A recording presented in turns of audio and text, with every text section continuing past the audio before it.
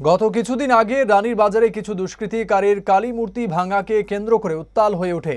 কিছু সমাজদ্রোহীদের দ্বারা আক্রান্ত হয় ওই এলাকার কিছু পরিবার, এমনটাই অভিযোগ। পরবর্তী সময় পুলিশ তদন্ত সাপেক্ষে কয়েকজনকে আটক করে। এর ফলে রাস্তা অবরোধের নামে এলাকার লোকজন।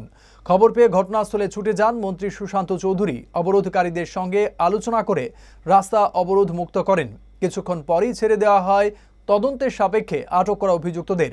এই ঘটনাকে কেন্দ্র করে আজ শান্তিরবাজার মহকুমায় বীরচন্দ্র পাথর বাজারে অভিযুক্তদের গ্রেপ্তারের দাবিতে বিক্ষোভ মিছিল কর্মসূচি পালন করেন তিপ্রামথা মাইনরিটি সেল এবং মুসলিম ধর্মের লোকজন।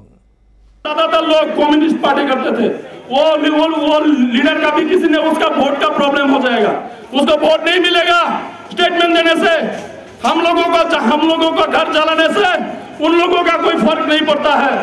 तो हम आप सभी को बोलना चाहते हैं, यहाँ पर नहीं पूरा त्रिपुरा में माइनॉरिटी के साथ सिर्फ एक ही इंसान खड़ा है, वो है हमारा महाराजा प्रद्युत किशोर देवबर्मन।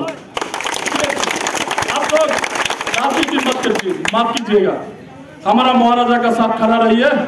हम त्रिपुरा में परसेंटेज में कम हुआ तो क्या है, हम वही वंशधर है जो देश की आजादी में ज्यादातर गोली सीने में खाए थे हम लोग।